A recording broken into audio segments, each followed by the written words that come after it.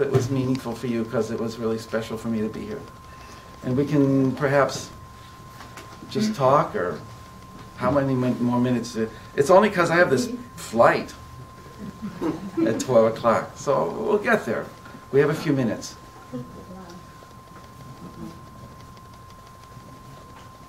I thought we already took off. Okay, good, thank you. He said, Yes. Thank you. Thank you very much for being here. You're really amazing, Mary. And as soon as I sat down, I just felt this energy of healing coming through me, and I'm sure it's something you're walking around with and disseminating. So thank you. So you talked about the way to get. First of all, I always wondered why.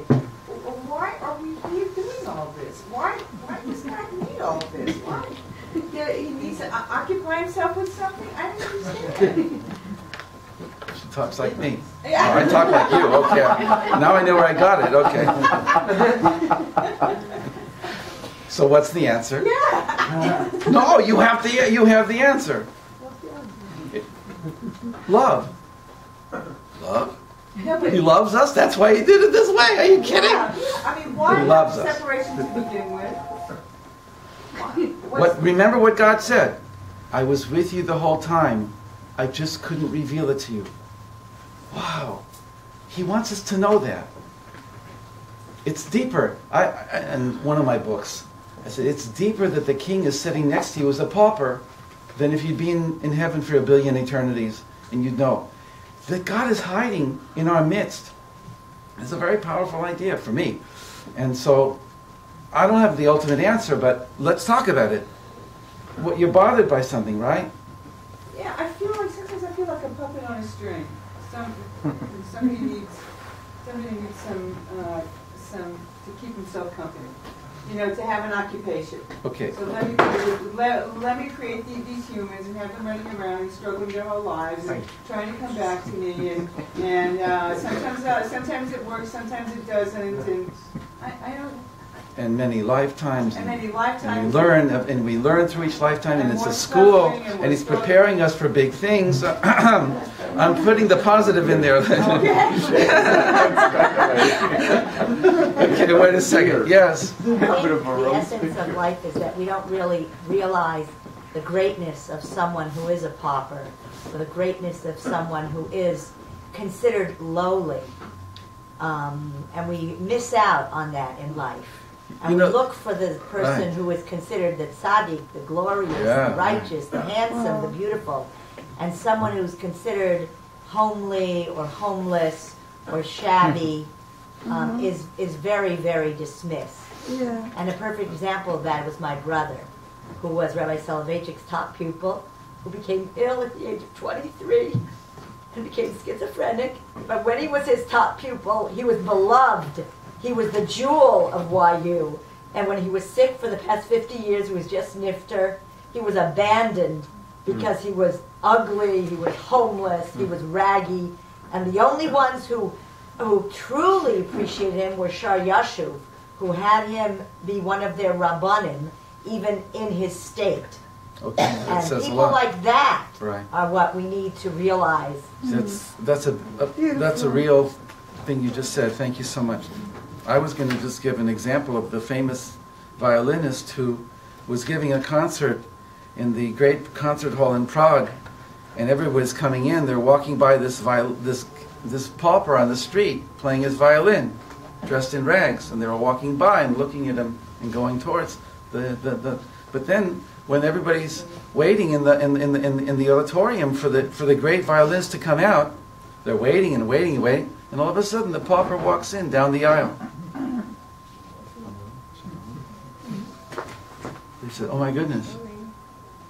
No tuxedo. No tuxedo. Okay. Does anybody else want to say yes? Questions? Comments? Questions? We are short on time, but let's try. So, I'm not sure there's a mystical component to my question, but I was wondering sometimes forget certain things. Like, what's the traditional reason why we cover our eyes when we say the Shema? Is there a mystical reason on top of that? That's I love that question. So, you see, most people do like this, right? Did anybody do different than this?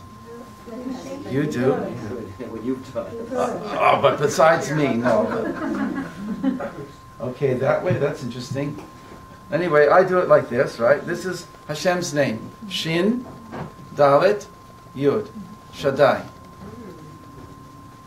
Hashem's name. And his name means, it's many meanings. There's levels and levels, but one level is Mi Sha'amad Dai Le'olamo. The rabbis say, Shaddai, Mi Sha'amad Dai Le'olamo. He who said enough to his world. And as I said before, the word olam is from the root ma'alim, ne'elam, hidden. He who said enough to the concealment process with which he created the world, or with which he brought the world into existence. He hid himself. He's the melech ha'olam. He's the king who hides himself in his world. So when we cover our eyes and close them and cover them with this name, we're saying enough to the world. Stop the world. I want to get off. I want to go back behind the scenes of the world. I know you're there behind the world. As I said, I know you're there because the world reveals you. But I want you now. And that echad that we say in Shema is, I just want you. I just want that personal thing with you. I don't want it just be an intellectual thing that I say a word and go on to the next word. As I said before, when you say Baruch Atah Hashem in the Amidah, the same thing with echad. Stop. 30 seconds, something. And if you're alone in davening at home, wow, stop for a few minutes and be in the echad. The word echad is ein chotzetz davar. I learned this from Shlomo around 40 years ago. Echad is aleph, chet, dalet. And from your direction, it's aleph, chet, dalet. See the letters. They are up here, and they'll stay here for eternity. Here, chet, dalet. I wrote it backwards just for you, They're there. Echad. So echad is ein, nothing. Chotzetz, intervenes. Davar, thingness. No thingness intervenes. Now you really ought to think about that. This is what we're saying, that there's this place that we have to get to that is not a place, and that we don't have to get to it because it's already here. But we have to get to this place where there's no thingness in between me and you. And in order to do that, we have to be quiet. And that's meditation. And brachas become meditations. And Torah becomes meditation. And breathing becomes a meditation. And everything we do becomes a meditation. And then when we walk and we talk and we interact and we work, that's also. We're trying to maintain some degree, to the extent possible, of an awareness of the incredible miracle of existence. Right? And go, fine. So when you're driving the car, you got to drive the car. When you're walking the street, you have to walk the street. But if you have the awareness of godliness, He reveals things to you on the street. He reveals things to you. Because you're... Okay, that's the echad. That's the hands. Thank you. But other people want to ask also. I just want to remind you that there's something wonderful you said where people are responding on Yeyish. So I can remind you that we said a while ago, think of any city in another part of the world where the light is coming up, if sunrise is coming up right now. Remember you said it? Okay. Wonderful thought. Yes, Abraham. We're coming up to Pesach, and we know that the whole story of Pesach is really, it's a paradigm for that was the first Galut, the first exile, and the first Geula, the first redemption, but it's actually a paradigm for the last exile and the last Geula. And I'm just wondering, how do you see the difference in the final exile? How from the first one, in terms of, we know that so many Jews were left behind the first time around. I have a different take on it. I think that 1/5, or one, and there's different. The rabbis play with numbers here. Some say 1/5 of the nation left. 4/5 didn't. Some say 1/50th left. The Zohar says 1/500th. Already we know here we're playing with, this is a conceptual thing. This is not literal.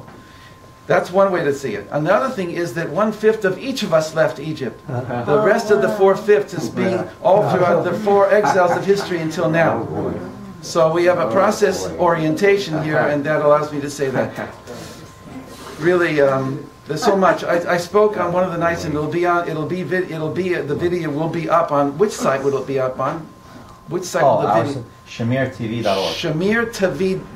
ShamirTV.org will have the videos of every night, and one of them in Rabbi Rachmanov's shul, as we spoke about Pesach, and how on the night of Pesach, the Midrash says that we were in, Midrash meaning say, Yonatan ben Uziel says on a certain verse in Parashat Yitro, I brought you to me on the wings of angels, on the wings of eagles.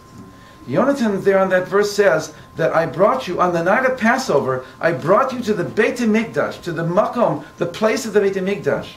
I brought you here, and you then went back and then left in the morning. And yet the verses in the Torah say we're not allowed to leave our houses. So how does the Midrash come anywhere against the Torah to say you must have your staff in your hand, your shoes on your feet, and you have to have your whatever, your belt, and you don't leave your houses because there's blood on the doorpost, don't leave. So very briefly, in one sentence, it's the Midrashic way of saying that the outer facade of Egypt dissolved.